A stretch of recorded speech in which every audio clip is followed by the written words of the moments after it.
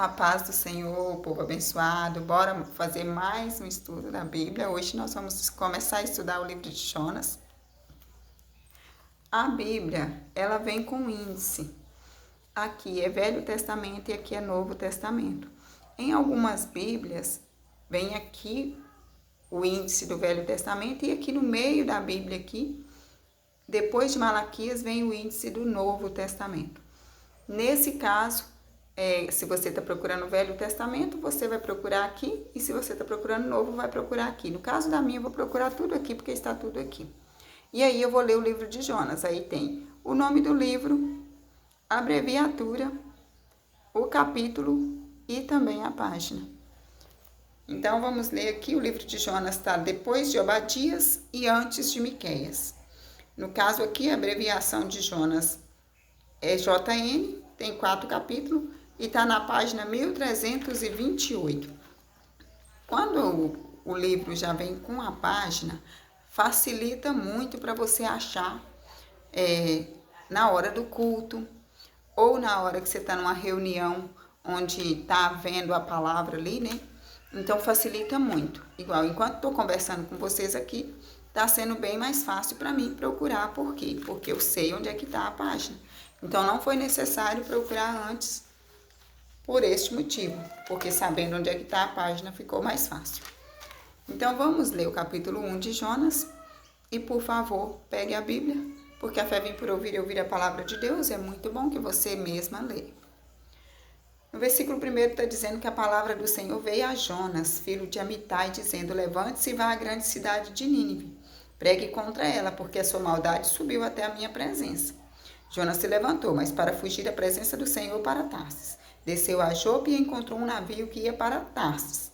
Pagou a passagem e embarcou no navio para ir com eles para Tarsis, para longe da presença do Senhor. Viu que repetiu Tarsis aqui no versículo 3, aqui 3 vezes, afirmando para a gente que era para ele ir para Nínive, mas não, ele preferiu ir para Tarsis. Totalmente ao contrário do que Deus tinha mandado ele fazer.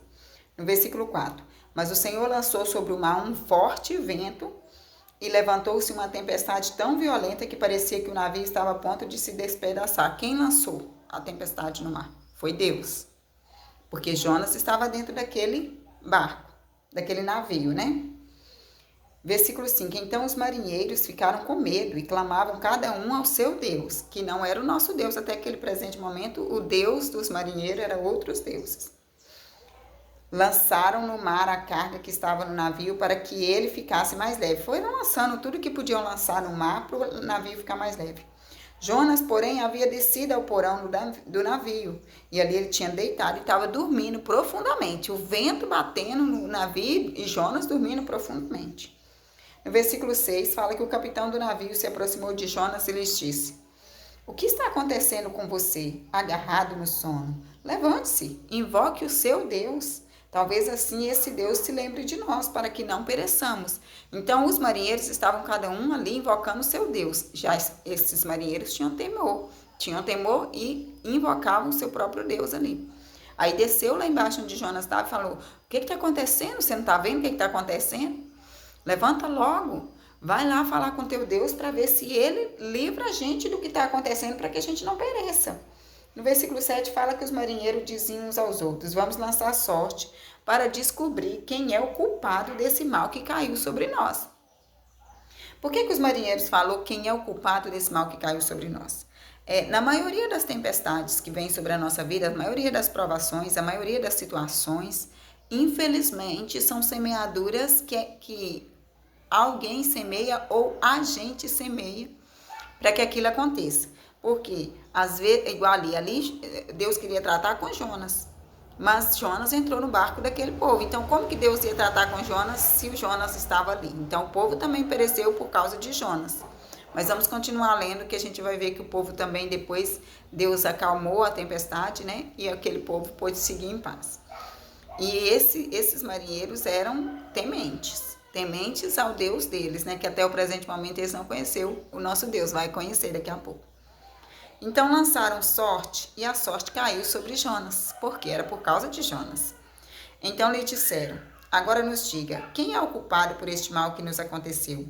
Qual é a sua ocupação? De onde você vem? qual a sua terra e de que povo você é? Aí Jonas respondeu: eu sou hebreu e temo o Senhor, o Deus do céu, que fez o mar e a terra. Ele teme ao Senhor, mas estava desobedecendo a Deus. Infelizmente, nós somos assim, tememos ao Senhor, mas infelizmente desobedecemos a Deus. Aí, no versículo 10, os homens ficaram com muito medo e perguntou para ele: o que é isso que você fez? Pois aqueles homens sabiam que Jonas estava fugindo da presença do Senhor. Por isso que estava acontecendo aquela tempestade, aquele vento forte no mar. Porque ele lhes havia contado. Jonas contou para eles quem era e quem ele servia. Ele falou: o Deus, eu temo ao Deus do céu. Então lhe perguntaram. Os marinheiros perguntou para Jonas: o que devemos fazer com você para que o mar se acalme? O que devemos fazer com você para que o seu Deus tire de sobre nós esse mal, o mar se acalme e a tempestade não nos faça perecer? Aí Jonas respondeu no versículo 12: pegue-me e me lance no mar, então o mar ficará calmo, porque eu sei que por minha causa esta grande tempestade caiu sobre vocês. Veja que Jonas tinha temor do Senhor, mas desobedeceu. E quando ele estava lá, ele entendeu: é por mim que isso está acontecendo. E no versículo 13, em vez disso, os homens remavam, esforçando-se para alcançar a terra. Mas eles não podiam, porque o mar ia se tornando cada vez mais tempestuoso contra eles. O que aconteceu? Os marinheiros não queriam lançar Jonas no mar. E veja que mesmo assim eles se esforçaram para tentar fazer com que o navio se achegasse à terra. Por quê? Porque não queria jogar Jonas na água. No versículo 14, então clamaram ao Senhor e disseram, e os marinheiros clamaram ao nosso Deus: ah, Senhor, rogamos-te que não nos deixe perecer por causa da vida deste homem, e não faças cair sobre nós este sangue inocente, porque tu, Senhor, fizeste o que foi do teu agrado. Eles não conheciam o nosso Deus, igual eu e você conhecemos, igual Jonas conhecia. Mas eles clamam aqui no versículo 14, nós pedimos ao Senhor que não faça com que a gente pereça por causa deste homem, que não caia sobre nós o sangue dele, porque o Senhor fizeste o que foi do teu agrado. Foi o Senhor que fez com que essa tempestade viesse, foi o Senhor que está balançando o mar e está fazendo com que o barco balance, o vento venha sobre nós.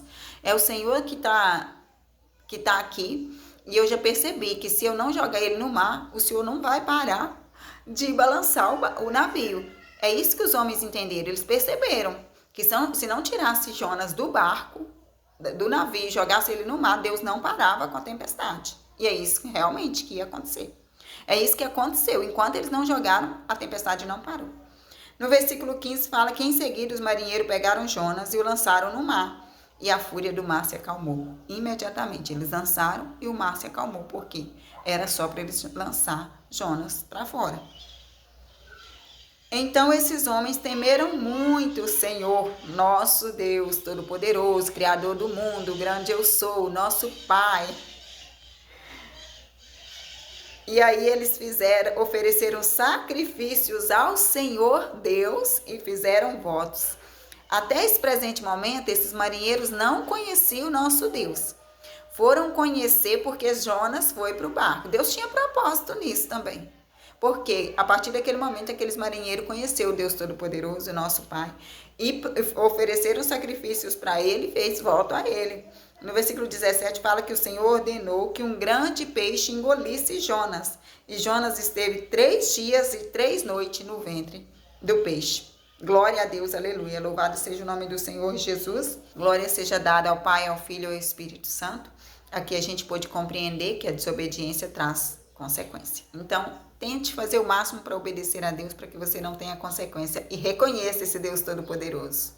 Vamos ler o 2º capítulo de Jonas. Então Jonas, do ventre do peixe, orou ao Senhor seu Deus e disse: Jonas, dentro do ventre, 3 dias e 3 noites, orou. Na minha angústia clamei ao Senhor e ele me respondeu. Do ventre do abismo gritei e tu ouviste a minha voz. Pois me lançaste nas profundezas no coração dos mares e a corrente das águas me cercou. Todas as tuas ondas e as tuas vagas passaram por mim. Então eu disse: sou excluído da tua presença. Será que tornarei a ver o teu santo templo? As águas me cercaram até a alma, o abismo me rodeou e as algas se enrolaram na minha cabeça. Desci até os fundamentos dos montes, desci até a terra, cujos ferrolhos se fecharam atrás de mim para sempre. Tu, porém, fizeste a minha vida subir da sepultura, porque ele foi lançado no mar. E eu penso assim, que nesse versículo aqui, onde ele fala que Deus fez a vida dele subir à sepultura, é que quando ele foi lançado ao mar, talvez ele não tinha certeza de que viveria. Mas quando o peixe engoliu ele ficou ali, com certeza, bem encolhido, numa posição só, provavelmente não tinha como ele virar ali dentro. E o Senhor preservou a vida dele dentro daquele peixe, né? Porque provavelmente, quando a gente engole algo, aquilo é digerido. E quando um peixe engole algo, aquilo é digerido. Ele só vai cumprir o que Deus prometeu para ele, porque Deus fez acontecer, né? Porque ele era desobediente e a intenção dele não era cumprir a vontade de Deus, como a minha e a sua também. Nós temos intenção, mas não temos atitude. Eu amo a Deus sobre todas as coisas, mas ele não é a minha prioridade. Também não é a tua. Por quê? Porque se ele fosse a nossa prioridade, o reino do céu é que importava para nós. Nós tínhamos menos preocupações na mente, sentimento ruim no coração nem passava, porque quando a gente tem Deus como prioridade, a nossa preocupação é agradar a Ele, é fazer a vontade dEle, é obedecê-lo. Não é que a gente não ouve a voz do Espírito Santo, é que a gente não obedece. Aqui não é que Jonas não ouviu, ele ouviu, só não obedeceu. Versículo 10. E o Senhor falou ao peixe e este vomitou Jonas na terra. Jonas foi vomitado na terra. E Jonas passou por tudo isso. Ele teve a primeira rebeldia ali, no capítulo 1. Ele foi engolido por esse peixe grande, orou ao Senhor ali dentro do peixe, reconheceu que ele só estava vivo porque Deus deixou. Capítulo 3, o versículo 1 está dizendo que a palavra do Senhor vem a Jonas pela segunda vez, dizendo: levante-se e vá à grande cidade de Nínive e pregue contra ela a mensagem que eu lhe darei. Jonas se levantou e foi a Nínive, segundo a palavra do Senhor. Ora, Nínive era uma cidade muito importante diante de Deus. Nínive era uma cidade muito importante diante de Deus. Era necessário 3 dias para percorrer essa cidade, porque ela era grande. Jonas começou a percorrer a cidade caminho de um dia, e pregava dizendo: ainda 40 dias e Nínive será destruída. Essa foi a mensagem que Jonas pregou. Ele não explicou para aquele povo por que é que vocês estão pecando, o que é que vocês estão fazendo, Deus não está se agradando disso, daquilo. Não. Ele não fez igual eu estou falando para você o que Deus gosta, o que Deus não gosta, por que não pode. Ele não explicou para você que tem que seguir os exemplos de Jesus, como eu estou explicando agora, tem que seguir os exemplos de Jesus, que está em Mateus, Marcos, Lucas e João. Jonas não explicou para aquele povo o que Deus estava corrigindo. Ele não explicou. Ele simplesmente falou: ainda 40 dias, Nínive será destruído. Foi só isso que ele falou. E ele iria percorrer essa cidade em 3 dias. Seria o normal, porque a cidade era grande, mas ele percorreu em um dia. Falando simplesmente essas palavras. Ainda em 40 dias, Nínive vai ser destruída. Então, não parece que Jonas queria a conversão daquela cidade. Já aqui não parece. Porque se ele queria a conversão dessa cidade, ele não devia explicar para aquele povo por que eles estavam sendo corrigidos? Ele não devia falar: olha, talvez vocês estão em adultério. Ou ele não falou conforme a vontade de Deus. Porque Deus é misericordioso. E eu imagino em meu coração que Deus ia dizer detalhes. Ele faz isso comigo, ele faz com você. Se você for para o joelho e falar para o Senhor por que é que você está passando por aquela situação, ele vai te explicar detalhe por que é, porque ele é assim. Ele faz isso, não porque ele tem obrigação de dar satisfação, ele não tem. Ele é o Criador e nós somos criaturas, mas ele é bom. Então ele faz isso. Ele vem e fala pra gente: olha, você tá passando por isso, isso. Aí você pergunta: o que eu posso fazer para poder me redimir, para sair dessa provação. E ele fala, faz isso, isso, isso e isso. Claro, a gente não obedece. Por isso que continua na prova. Continua na provação, continua na enfermidade, continua em tudo. Por quê? Não obedece o mandado do Senhor. Não obedece a voz do Senhor. Não tem a humildade de se humilhar. O que é se humilhar? Eu coloco o joelho no chão, coloco a cara no pó e falo para Deus, Deus, eu estou aqui. Eu sou falha, eu sou pecadora, eu errei, eu quero me redimir, me ajuda a melhorar. Eu quero sim, Senhor, eu pequei assim, assim, assim, assim, assim. Pequei nisso, nisso, nisso e nisso. Por que a gente fala e expõe o nosso pecado para Deus? Ele não sabe? Ele sabe. Mas quando eu faço isso, eu estou reconhecendo o meu pecado diante dele. Então, Nínive fez isso. Só que não porque Jonas falou para eles o que eles estavam fazendo de errado, não. Porque eles queriam se redimir e Deus queria que aquele povo se redimisse. Deus não endureceu o coração daquele povo de Nínive. No versículo 5 está dizendo, os ninivitas creram em Deus. Proclamaram jejum e vestiram roupa feita de pano de saco desde o maior até o menor. Com apenas essa frase que Jonas falou, ainda 40 dias e Nínive será destruída.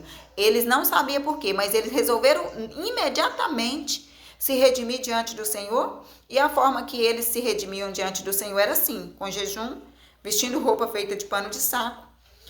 Desde o maior até o menor, quer dizer, todos, tanto a nobreza como também as pessoas de classe inferior.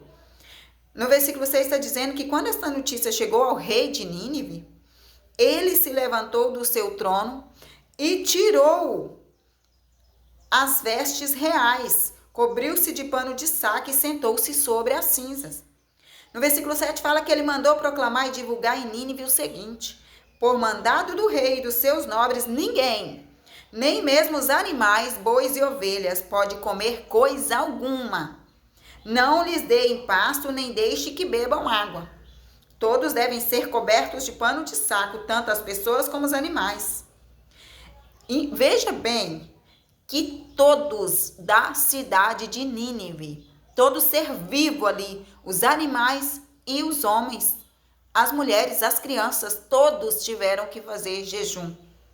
E todos cobriram com pano de saco.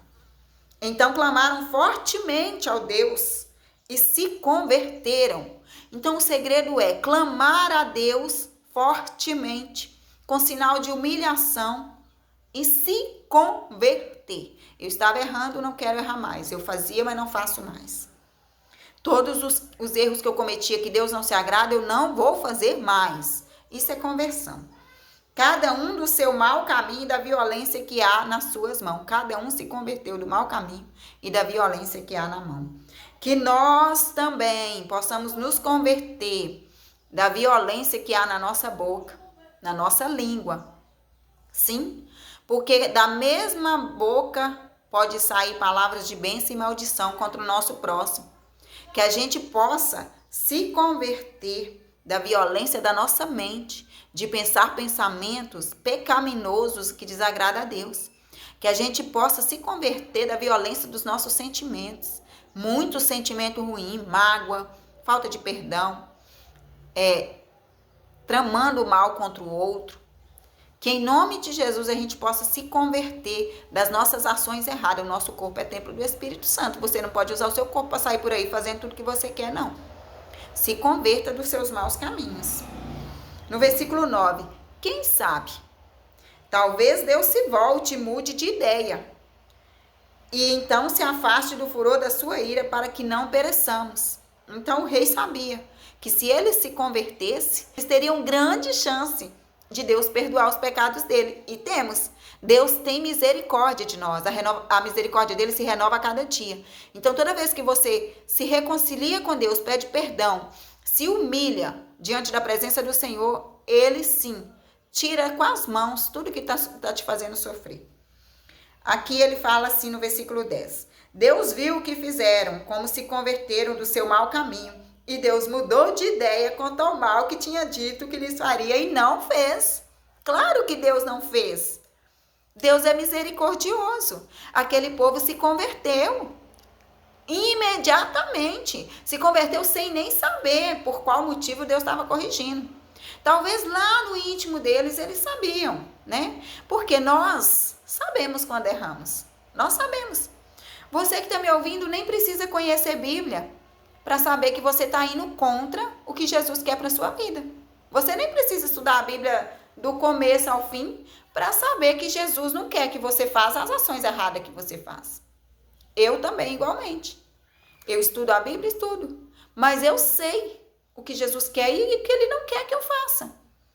Quando eu, no meu consciente, entendo que eu estou vivendo uma situação em quebrantamento, eu preciso urgentemente pedir perdão para Deus e você também. Porque é nesse momento que Deus vai ter misericórdia de nós, de mim, de você, e vai sim perdoar os nossos pecados e não mais vai fazer o mal que Ele tinha planejado para a nossa vida. Então, em nome de Jesus, não importa a situação que você está vivendo, Deus pode resolver. Só precisa se humilhar na presença do Senhor. Quebrantamento, Deus não rejeita um coração contristado, viu? Quebranta o teu coração e vai para a presença do Senhor e põe diante dele tudo. E aí você vai ver Ele tirar com a própria mão toda a dor que você está passando. Capítulo 4. Mas Jonas ficou muito aborrecido e com raiva, porque o povo se converteu. E Deus perdoou. Claro que Deus perdoou. O povo se arrependeu. Deus é misericordioso. E se Deus mandou Jonas pregar em Nínive, é porque Deus queria que o povo se arrependesse. É porque Deus queria amolecer o coração daquele povo. Se Deus me deixou pregar para você neste momento, falar do amor de Deus para você, é porque Ele quer que você se converta. É porque Ele quer te encontrar. Se Deus permite que o pastor pregue na igreja, é porque Ele quer encontrar aquelas pessoas que estão ali sentadas. Se Deus envia pessoas para falar do amor dele para você em qualquer rede social que seja ou pessoalmente, é porque Ele quer que você se converta. Deus não faz nada errado. Na Bíblia está dizendo que a palavra de Deus ela não volta vazia. Então, uma vez semeada, ela está lá. E no tempo certo, ela vai germinar. Ela vai crescer e vai frutificar até 100 vezes mais. Então, eu creio que mesmo que você não procure Deus agora, mesmo que você não encontre Jesus agora, mesmo que você não se humilhe agora, e peça perdão para Deus agora por todos os seus pecados e nunca mais cometa esses pecados que você está cometendo, mesmo que você não faça isso agora, no tempo certo, Deus vai fazer com que aconteça. Eu creio nesse Deus. É por isso que eu estou falando para você. Porque eu creio nesse Deus. E eu creio que se não for agora, no tempo certo, Ele vai fazer com que você se converta de todos os seus maus caminhos, assim como aconteceu com Nínive. Você vai se converter de toda a violência que há na tua boca, na tua mente, no teu coração, nos teus olhos, nos teus ouvidos, na tua mão e nos teus pés. Sim, há violência. Toda vez que você fala uma coisa que não deve, que você pensa uma coisa que não deve, que você vai onde não deve, que você faz o que não deve, que você sente o que não deve, sim, está praticando uma violência contra o teu próprio corpo. Sim, templo do Espírito Santo, teu corpo. E sim, está desagradando e muito o coração de Deus. Vamos continuar? Aí, o que acontece? Ele orou ao Senhor e disse, ele, Jonas, ah, Senhor, não foi isso que eu disse, estando ainda na minha terra. Por isso me adiantei fugindo para Tarsis, pois eu sabia que tu és bondoso e compassivo. Glória a Deus, né? Que Deus é bondoso e compassivo. Tardio em irar-se, grande em misericórdia, e que ia mudar de ideia quanto ao mal que o Senhor anunciou. Eu sabia que o Senhor ia fazer isso. Jonas falando para Deus, eu sabia que o Senhor ia perdoar aquele povo, porque o Senhor é bom, o Senhor é misericordioso, o Senhor é tardio em irar-se, o Senhor tem misericórdia, muito grande misericórdia. Eu sabia, por isso que eu fugi para Tarsis, porque eu sabia que o Senhor ia mudar de ideia com relação ao mal que o Senhor falou para aquele povo. Jonas bravo falando com Deus. No versículo 3, Jonas fala, agora, Senhor, eu peço que me tires a vida. Olha bem que pirracento, rebelde, pedindo a Deus para tirar a própria vida dele só porque Nínive se converteu e Deus perdoou. Ele é muito pirracento, né? Não pode ser pirracento, Deus não se agrada. E aqui ele fala assim, porque para mim é melhor morrer do que viver. No versículo 4, ele fala, e o Senhor disse, você acha que é razoável essa sua raiva?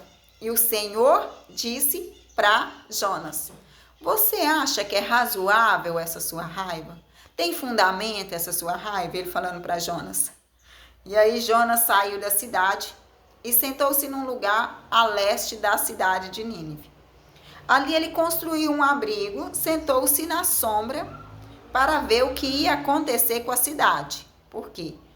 A previsão era que 40 dias ela iria ser destruída, né? Mas isso não aconteceu, não. Então, no versículo 6, o Senhor, Deus, fez crescer uma planta por cima de Jonas para fazer sombra para ele, né? Para ele se sentir mais acomodado ali naquele lugar. E na sombra, né? Sem sol quente nas costas. Aí fala que ele fez crescer para que fizesse sombra sobre a cabeça de Jonas, a fim de o livrar do seu desconforto, que seria o sol, né? Queimando ali, ele ali. Olha a misericórdia de Deus com Jonas também. Depois de Jonas ter feito essa rebeldia com Deus aqui, Deus ainda pôs uma árvore lá por cima de Jonas para fazer uma sombrinha para ele. Mas Deus tinha propósito com essa árvore. Vamos ver daqui a pouco. E Jonas ficou muito contente com essa planta. Claro que ficaria, né? No sol quente, de repente uma planta ali fazendo sombra para ele. Mas essa planta não vai ficar lá por muito tempo, não. No versículo 7 fala que no dia seguinte, ele ficou com essa sombra uma vez só. Um dia só, quer dizer, ao amanhecer, Deus enviou um verme que atacou a planta e ela secou. Aí sim, aí Jonas, veja só o que Jonas fez. Quando o sol nasceu, Deus fez soprar um vento leste muito quente. O sol bateu na cabeça de Jonas. Deus fez soprar o vento leste. Veja que tudo aqui é Deus fazendo. É Deus fazendo, a honra e a glória é de Deus. Deus fez soprar um vento forte e o sol aqueceu a cabeça de Jonas, de maneira que ele quase desmaiou. Então pediu para morrer novamente, dizendo: para mim é melhor morrer do que viver. Jonas falando para Deus. Então Deus perguntou a Jonas: você acha que é razoável essa sua raiva por causa da planta? Você acha que tem fundamento essa raiva sua por causa dessa planta que morreu? Né? Que eu fiz morrer? Jonas respondeu: é tão razoável que até quero morrer. E o Senhor disse: você tem compaixão da planta, que não lhe custou nenhum trabalho? Você não a fez crescer? Numa noite ela nasceu e na noite seguinte desapareceu. E você não acha que eu deveria ter muita compaixão da grande cidade de Nínive? Em que há mais de 120 mil pessoas que não sabem distinguir entre a mão direita e a mão esquerda e também muitos animais? Agora sim, lá no capítulo 1, eu falei que Nínive não teve oportunidade de se arrepender porque Jonas falou do pecado que ela estava cometendo. Não, Jonas não revelou para ela, para a cidade de Nínive, tudo que eles estavam fazendo, não. Ele simplesmente falou, em 40 dias, e a Nínive vai ser destruída. Só isso que ele falou. Ele não virou e explicou: olha, você está sendo punido porque você pecou contra Deus, você andou em orgia, você cometeu lascívia, você cometeu luxúria, você pecou com seu corpo, você pecou falando mal do outro, você pecou vendo que você não devia no telefone, você pecou pensando coisas que não deve, você pecou sentindo coisas que não deve, a sua mão mexeu onde não podia, seu pé foi aonde não podia, igual eu estou dizendo para você. Essas palavras que eu estou falando é para você. Porque naquela época, para você e para mim, claro, né? Naquela época não existia telefone para a gente pecar com o nosso telefone, vendo vídeo que não deve, digitando mensagem de elogio para mulher que não é sua, para homem que não é seu. Não existia telefone para a gente pecar com o telefone na rede social, né? Não existia muitas coisas que existem agora que nos levam a pecar. O mundo é grande, a porta é larga, mas a porta estreita é o caminho da salvação. Você tem que ir para o caminho, e o caminho é Jesus. Ele falou: eu sou o caminho, a verdade e a vida. Na porta larga, você pode fazer o que quiser. Não tem regra lá? Não tem. Mas na porta estreita tem regra. E se você quiser vir para a porta estreita, venha logo. Jesus te quer, Jesus te quer. Mas você precisa vir e precisa abandonar os fardos, precisa abandonar os sentimentos ruins, precisa abandonar os pensamentos ruins, precisa ter domínio sobre as falas, precisa ter domínio sobre o sentimento, precisa ter domínio sobre o pensamento, precisa ter domínio sobre as suas mãos, sobre os pés, sobre tudo o que você faz. Você é templo do Espírito Santo. Então aqui, para a honra e glória do Senhor, aquele povo se converteu. Não porque Jonas falou para ele, não falou. Mas Deus aqui no último versículo, Deus fala que Nínive não sabia distinguir entre a mão direita e a mão esquerda. Eles não sabiam o que estavam fazendo. Eles precisavam de alguém para alertá-los, para falar sobre o que é certo e o que é errado. Então, em nome de Jesus, você que está me ouvindo agora, que é seguidor de Cristo, busque de todo o teu coração fazer o que é certo e justo. E sim, se converta dos teus maus caminhos, porque Deus é grande em misericórdia e Ele com certeza vai perdoar todos os nossos pecados. A Bíblia fala que quando a gente se arrepende, Deus lança os nossos pecados na profundeza do mar e não mais se lembra deles. Oh, glória, aleluia! É assim o nosso Deus, tá bom? Deus abençoe você e toda a sua família. Não se esqueça. Aceite logo esse Jesus. Confessa logo ele diante dos homens, batiza-se logo, siga todos os exemplos de Jesus, e o batismo sim, é um exemplo de Jesus. E confessar Jesus, ele falou, se você não me confessar diante dos homens, eu também não vou confessar você diante do Pai. Aí ele fala, aquele que crê já está salvo, aquele que não crê já está condenado.